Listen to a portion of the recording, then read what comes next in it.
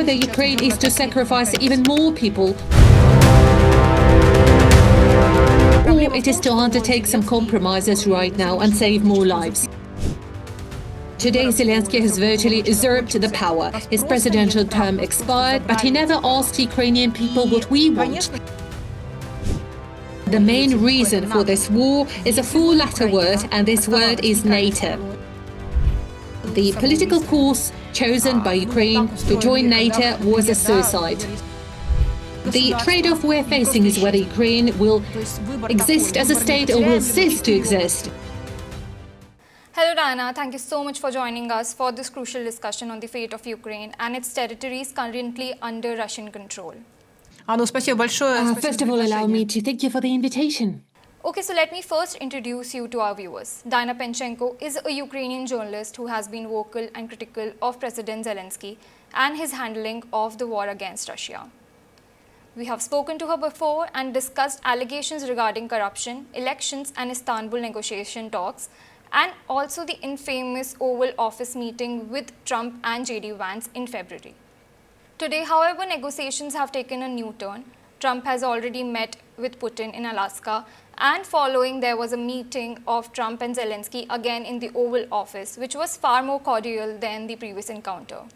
Now I want to start by asking you, what do you think as a Ukrainian citizen and a journalist of the idea of your country giving up its territories to end the conflict?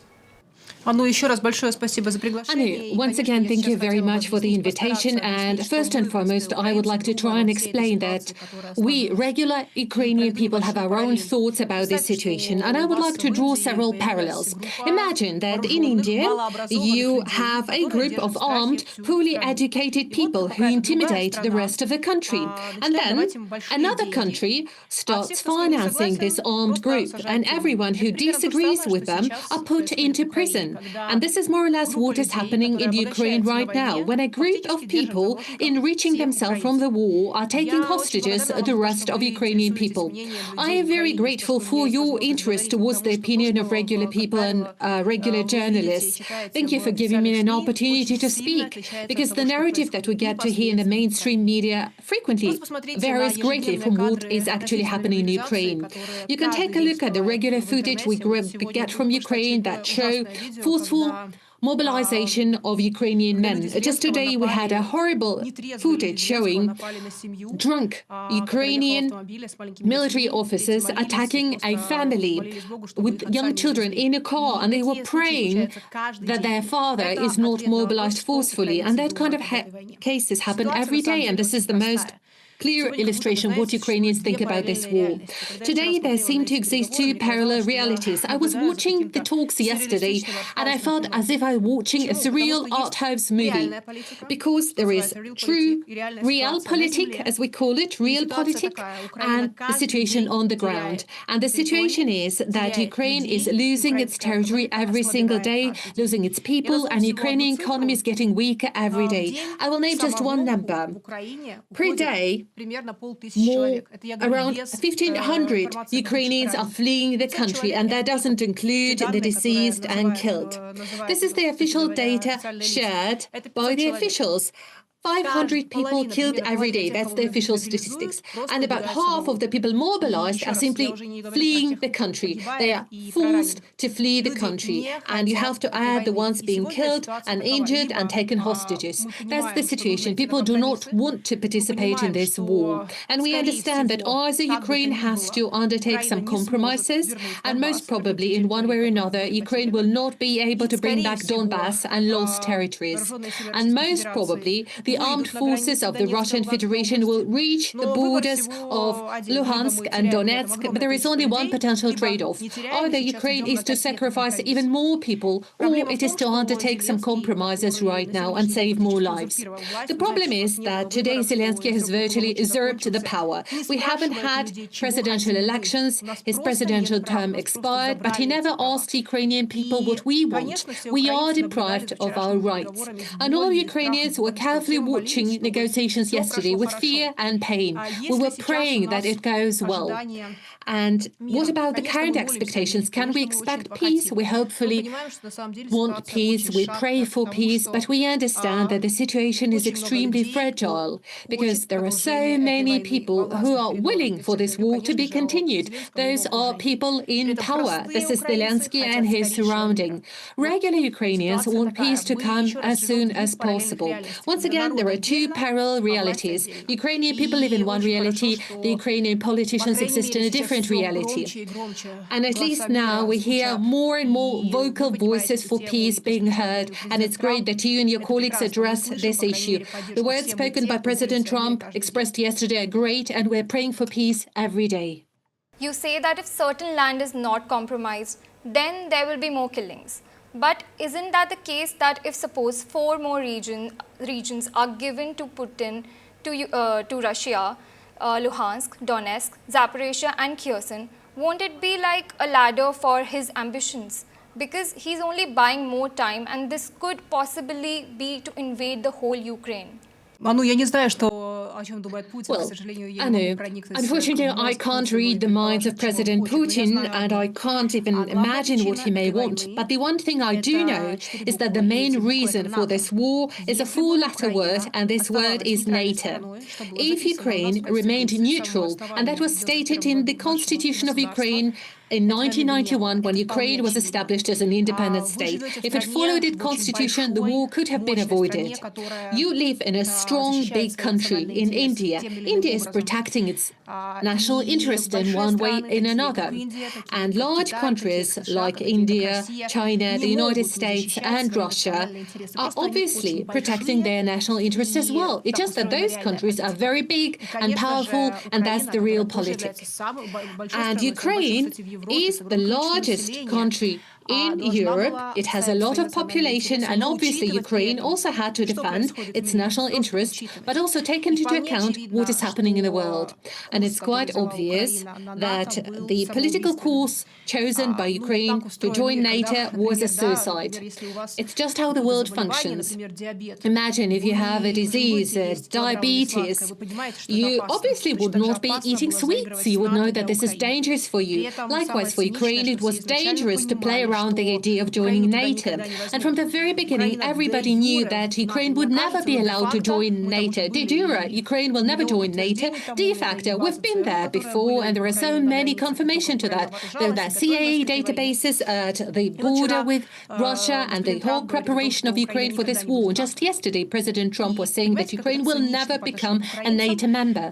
Just think how cynical it is towards Ukrainian people. Ukrainian people was promised that Ukraine will become member of NATO to protect it from Russia. Well, I would say it's exactly due to Ukraine's desire to become a NATO member that started this war. Definitely, I cannot speak for the Russian side. I obviously cannot predict what Putin is going to do. But I do understand that there are some objective factors. And just like India is defending its national interest, similarly, Russia defended its national interest. And Ukraine had to take into account and protect good neighborly relations with everyone. Poland, Hungary, now Hungary is also no longer a friend, and also Russia and Belarus. That is why I believe we obviously can say that we have to protect our land, that it would be wrongful to cede our lands and territories. But again, there is a real situation on the ground, and this is what we have in reality. One more important point that people tend to forget about, and this is also very cynical. Starting from 2014, Ukrainian authorities have been stating that they want to bring Donbas back. I'm sure we've heard that former President Poroshenko saying that. But what makes it very cynical is that nobody ever wanted to bring Donbas back. Because Donbas, quote marks, is the wrong electorate. Those are the people who will never vote for the authorities and for the official authorities in Kiev. And today, I'm more than confident in the presidential office, in the office of Zelensky, everyone understands that nobody is going to bring these people back, because those are the people who will never vote for the current authority. I've been to Donbas, I've been to Donetsk, I've been to Mariupol, I've visited the front line after the events of the March 2022, and I talked to regular people there on the ground, and I heard horrendous stories from them, and regular people who lived there and survived through those episodes, from the villages who would be in the control of Ukraine, then Russia, then back Ukraine, then back Russia. Virtually none of those people were saying that there is some political will that they want to express. All they wanted is for that to be over. They wanted the war to be over. They want their children and grandchildren enjoy peaceful life and not hiding in the basement from all the shellings.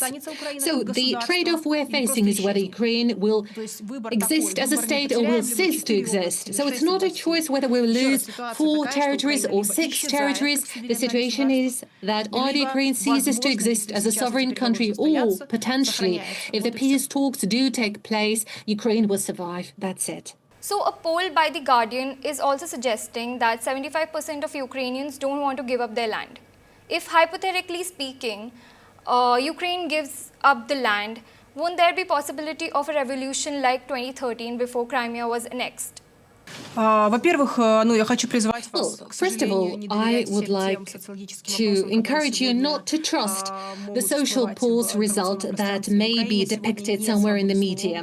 Today in Ukraine, there is no freedom of speech as such, and all the social and opinion polls and surveys that we may hear of are severely biased. And most importantly, many Ukrainians are simply afraid to openly answer to those polls and surveys. Here in my list, in my hands, I have a list of political prisoners prepared by my team. It's more than 400 names on this list, and those are the names that have been officially validated by my team.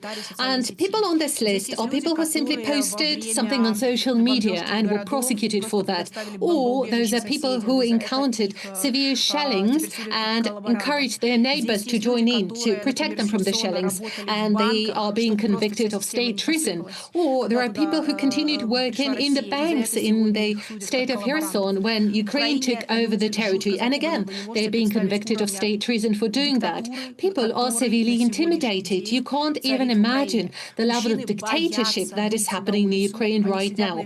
Men are afraid to go out on the street, and their mothers and their wives are taking care of them, going to work, because they're afraid that they would be forcefully sent to the front line. So any results of the opinion surveys that we see are out of tact with reality.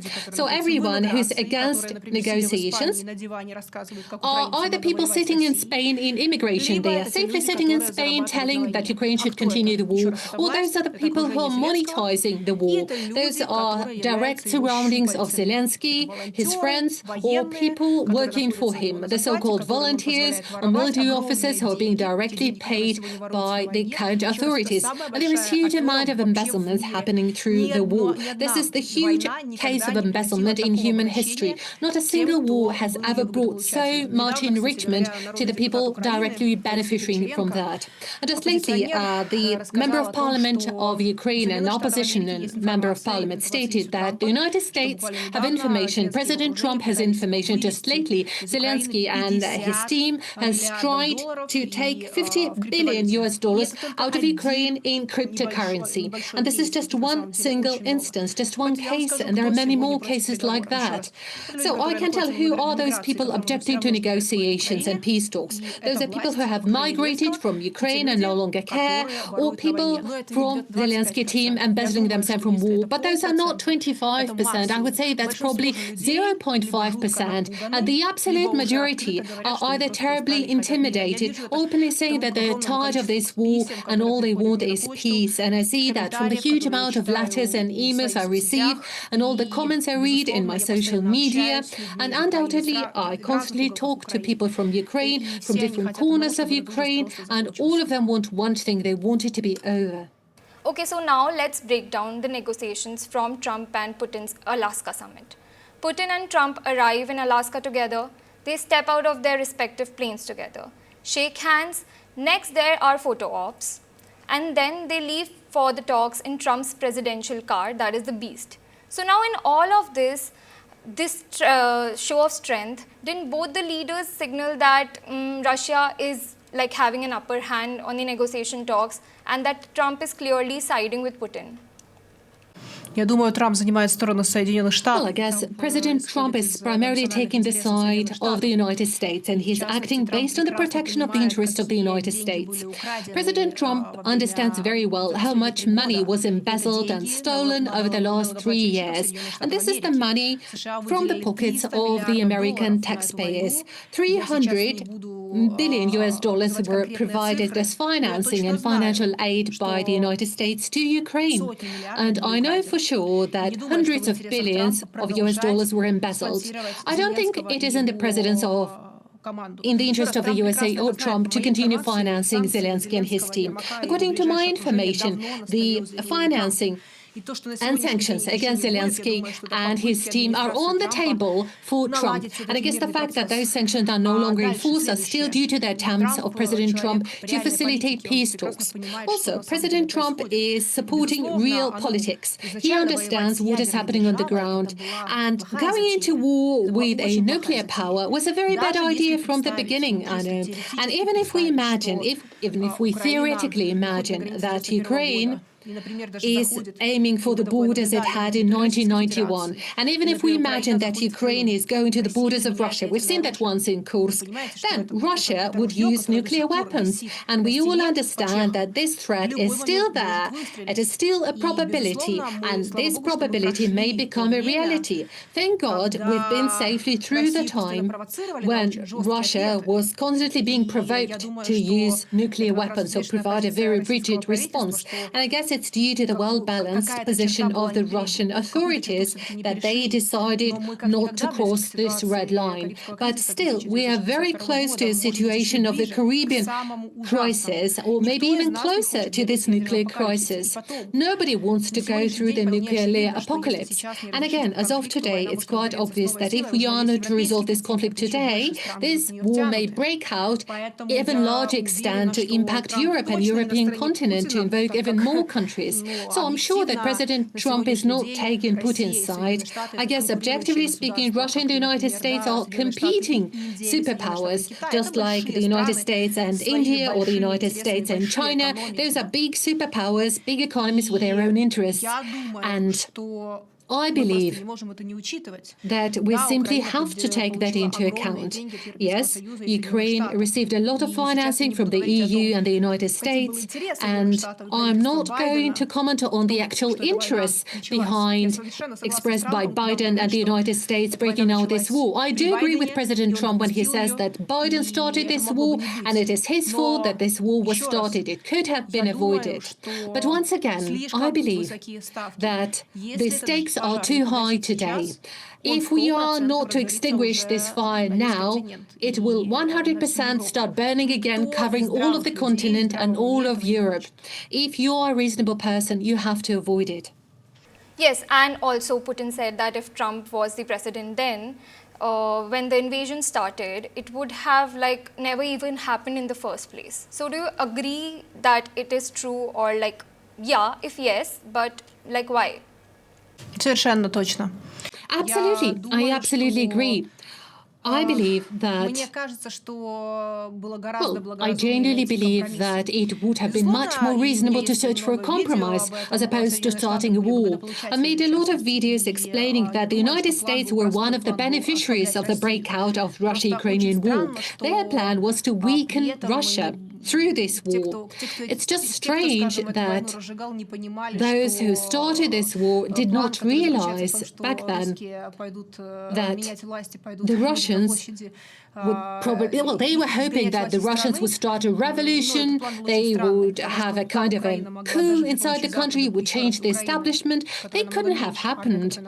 And again, Ukraine is so much smaller than Russia. Ukrainian army is so much weaker. How could Ukraine win against a nuclear power? Well, obviously, there is no second guessing. We can't predict what could have happened. A long time ago, President Putin was saying that historically it happened so that the most tense times between Russia and the United States were happening whenever the Democratic Party was in power and not the Republican Party.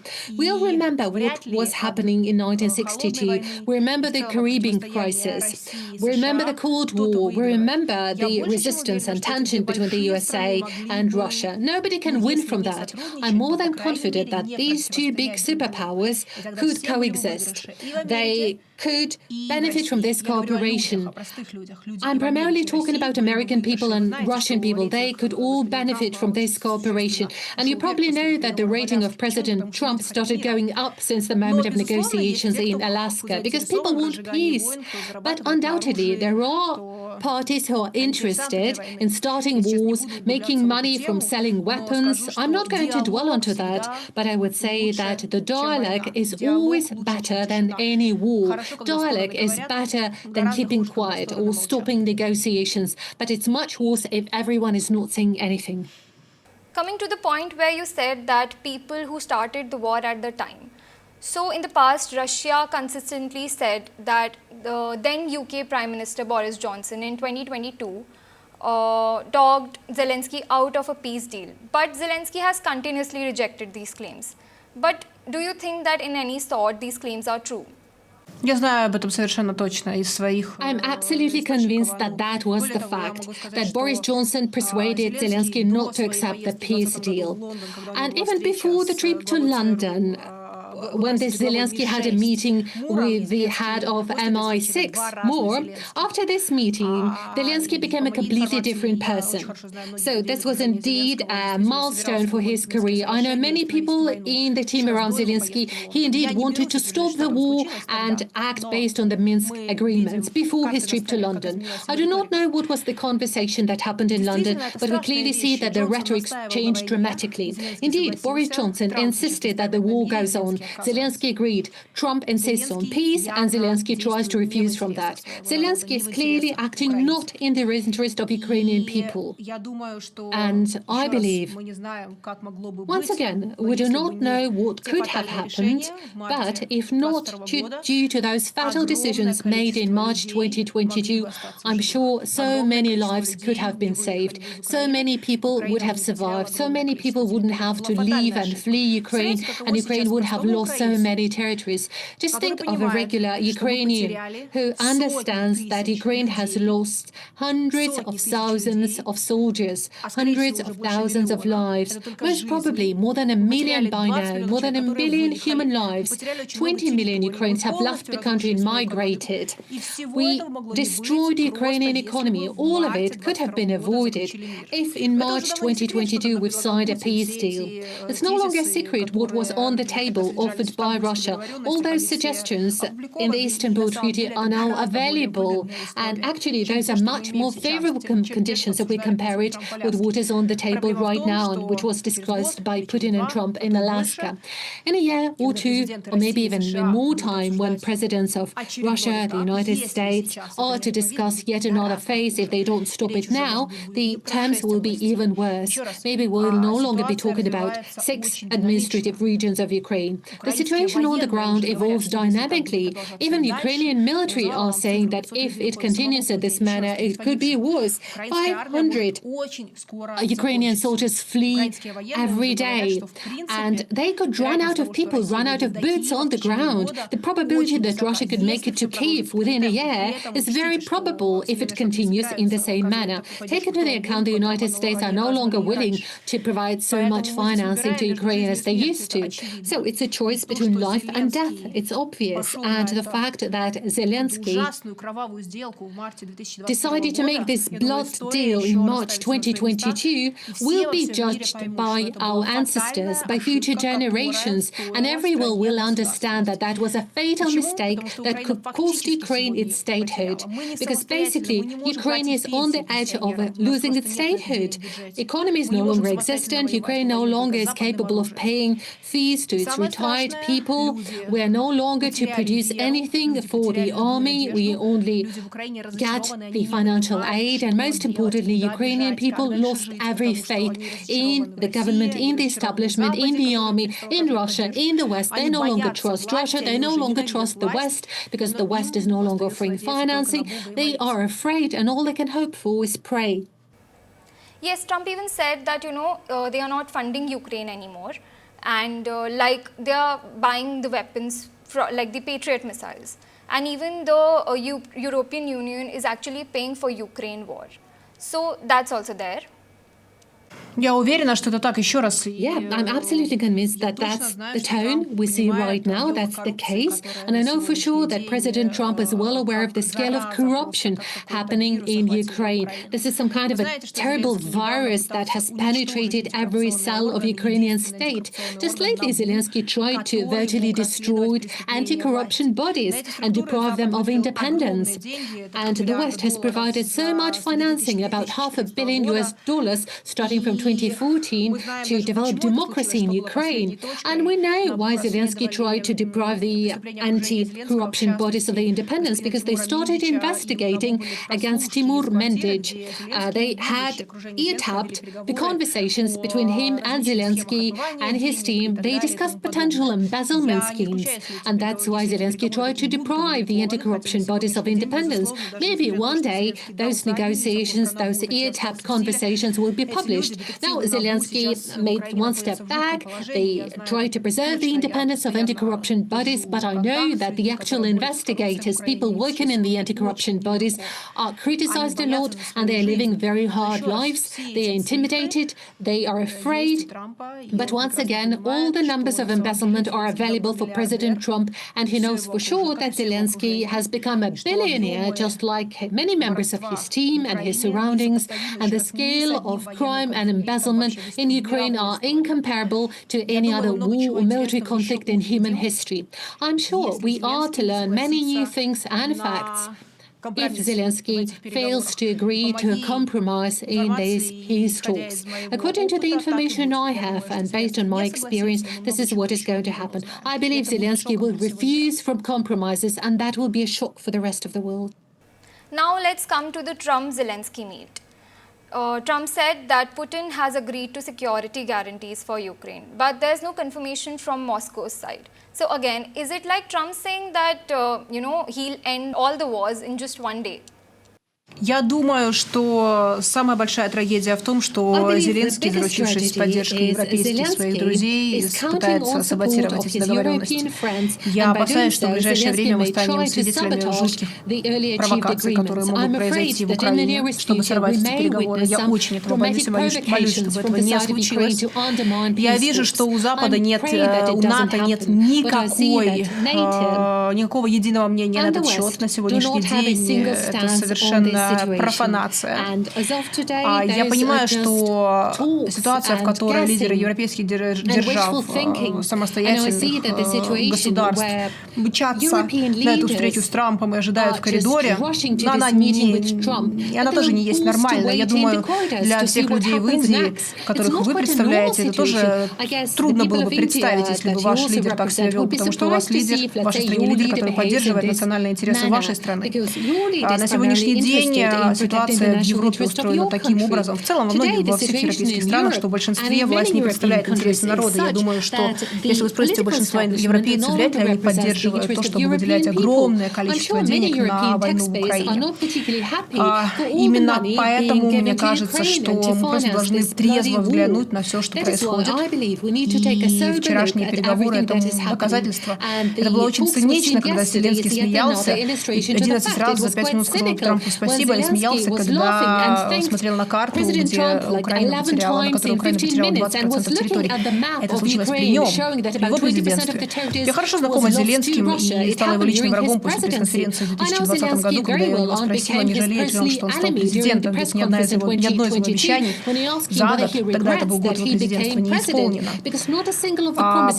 К сожалению, я могу констатировать, что спустя 6 лет он не то что не выполнил ни одно свое обещание предвыборное, он стал самым фатальным президентом в истории Украины. Боюсь, что и не исключаю, что последним, потому что то, что он делает, это, я даже не могу назвать это, знаете, предательством своего народа. Это нечто худшее, потому что он повел нас на смерть в 2022 году, и он никак не может остановиться. Вы знаете, я думаю, что каждый человек заслуживает право на ошибку, право на раскаяние.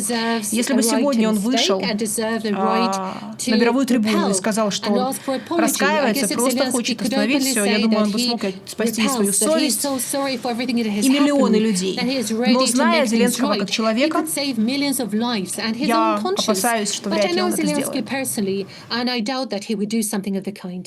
about Zelensky being elected as the president. Yes, he did come to power on a promise that he's going to get Crimea back, but Trump has said that forget about it and it's not on the table. Also on the map that Trump presented, 20% shaded showing that Ukraine is controlled by Russia in Oval Office. Analysts and Ukrainians think that President Trump wanted to show Zelensky that map because he wanted him to know that the ball is in his court. And Putin already has those regions. So like somehow, how is US neutral here? How is the US neutral? And somehow Putin is manipulating Trump. That's what Ukrainians and analysts have to say. Well, I think just that Biden was never paying attention to the conversations. Well, Biden was never ready to having any kind of negotiations with Putin at all. It was a very solid stand of Biden administration. I will never negotiate with Putin. And indeed, Putin and Biden never talked. I've been to Geneva when Putin and Biden had their last meeting. Back then, everyone was praying for peace and were hoping for peace, and it felt as it was close. Back then, we realized that the United States were never ready for peace back then. Now, well, I would say the following. It seems to me, well, the most important thing we need to understand is that a choice between life and death for Ukraine. And it is strange for me, as a person, let's say a person, imagine that you're severely ill and you discuss something silly. Let's say you have a scratch on your finger. What was happening in the Oval Cabinet, in the Oval Office, is dramatic. Ukraine is in dire situation. Its economy is shattered. The army is fully dependent from the financial aid from the West. Back then, the conversation could be different. But right now, the Ukraine is so weak. Zelensky was promoting corruption and weakened Ukrainian economy. If the war didn't break out, I don't think Zelensky could be able to stay in the president's office. His rating was very low before the war due to the degree of corruption and the poverty that was in Ukraine. Even before the war, 60% of Ukrainian people were below the poverty line. That is actually at the edge of subsistence level. Right now, the situation is much worse. You were saying that Zelensky wanted to bring Crimea back. Well, Zelensky initially promised to end the war. When he was initially elected, he was promising to end the war. He was promising to negotiate with Putin. He was promising to stop inciting hatred. He was promising peace. That's what Ukrainian people voted for when they elected Zelensky. But it all changed after his visit to the UK in 2020 and his meeting with the head of MI6. It is indeed dramatic when we see that the leader of a big country is a person who doesn't represent the national interest. He represents the national interest of a different country. Zelensky betrayed every single Ukrainian. He promised one thing and he has done the opposite. And the problem is that when we are discussing all of it right now, when we're discussing the front line, the territory, the potential trade-offs. In fact, we are talking about those things that are incomparable with the scale of tragedy.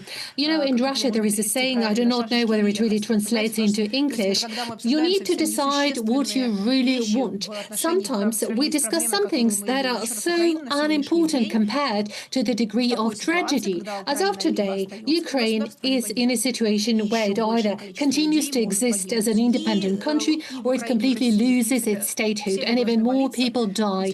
In Russia and in Ukraine, everyone needs to pray that it all comes to an end. We can't talk about manipulations. What kind of manipulations can we talk about if all what people want is peace? You probably know that Zelensky imposed personal sanctions against me. All of my property in Ukraine is seized and arrested. There are 2 criminal cases opened up against me in Ukraine for my call to peace talks. In the criminal case against me, in the case materials, it is stated that I called for peace talks between Ukraine and Russia to protect Ukrainian statehood. And I was promised to be put into prison for that. Right now, Zelensky is saying that he wants to talk to Putin. Well, should he go to prison for that? That's absurd. I guess the whole world is living in post-truth era, in fake news era. We say one thing, we think completely different thing. We call black, white, and vice versa. And war in Ukraine is the best illustration to that. Everyone understands that if we do not make the compromise right now, Ukraine could be lost forever. It's quite probable that Russia will make it to the borders of Donetsk and Luhansk, and it will not stop there. President Lukashenko was telling to me about that 2 years ago in an interview. They could aim for Odessa and other regions of Ukraine later. Okay, Diana, I have just two more questions for you. One about the trilateral meeting between Trump, Zelensky and Putin. Because Trump has said that there will be a meeting and Zelensky has already agreed to that. But should we expect a response from Putin anytime soon? Вы знаете, у меня нет источников в Кремле, которые могли бы... I don't have any sources in the Kremlin that could give an answer to this question, but I can only judge based on the rhetoric I hear in the media. As far as I remember, starting from 2022, President Putin was always open to peace talks. The negotiation stance for Russia has never changed since then. Russia keeps repeating its initial statements since 2022, and those are demands of the neutral status of Ukraine. That also includes matters of demilitarization of Ukraine and so on and so forth. I therefore believe that Putin is open to peace talks. At least that's what I could say based on the official rhetoric I hear from the president of Russia. But again, I do not have access to any other data. But I can say for sure that the forces that are interested in undermining peace process are still very strong. Just one day before the meeting of President Trump and President Putin in Alaska, YouTube banned my channel, and I had more than 2 million subscribers, more than 1 billion views during all this time, and YouTube banned my channel. We had about 20 million unique views every month. On average, in some months that was much more. 20 million viewers from Ukraine, Russia, and Europe, and other countries. And I clearly understand that as of today, my YouTube channel was one of the most powerful and vocal sources promoting peace.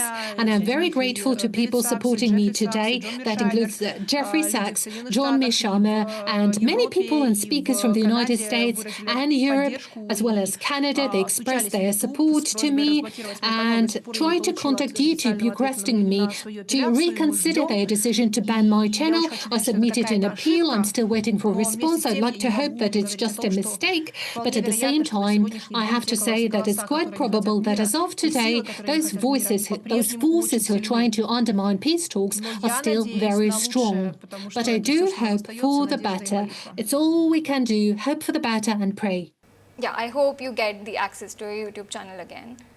I just have one last question. Do you think there is a realistic path for Ukraine to regain all the territories that are currently under Russian control, given what's the position of Trump and Putin right now?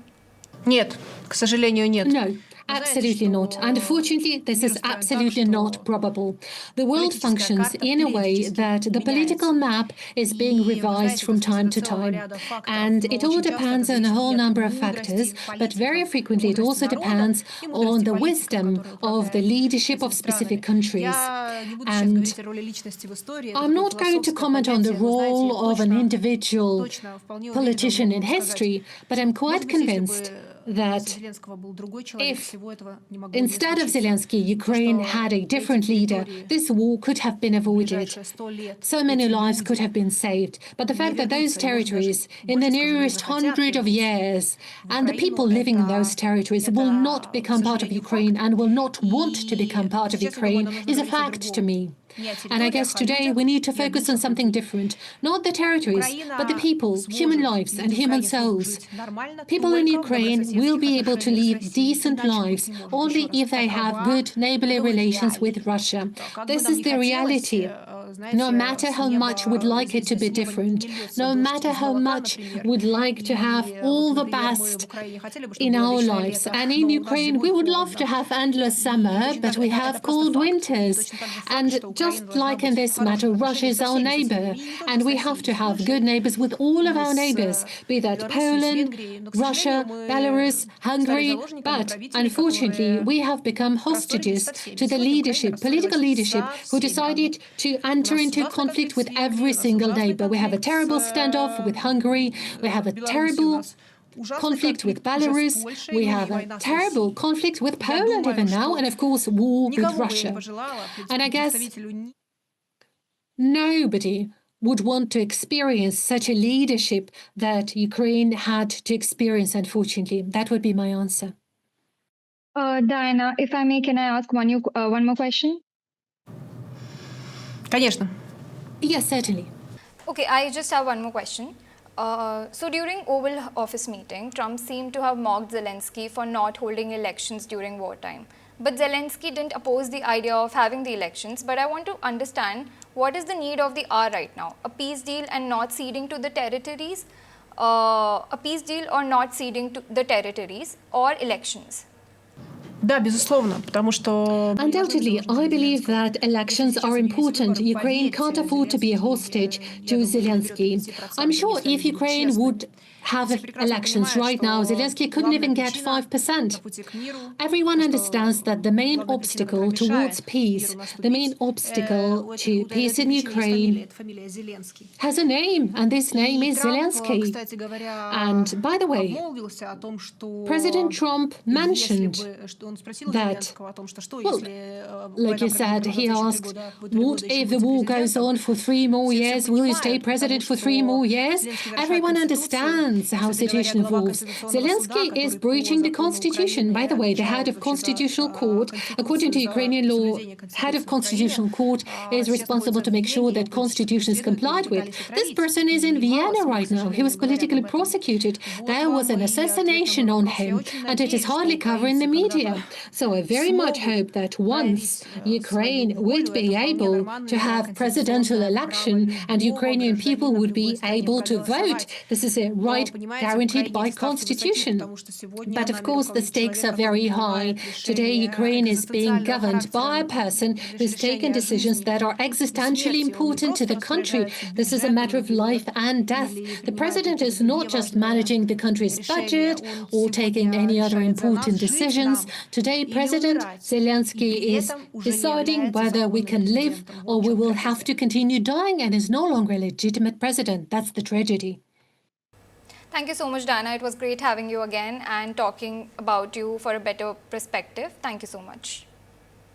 Анну, спасибо большое за приглашение. Thank you very much, Annie, for the invitation. It was my pleasure to talk to you, and thank you for giving me an opportunity to speak the truth about Ukraine. Thank you.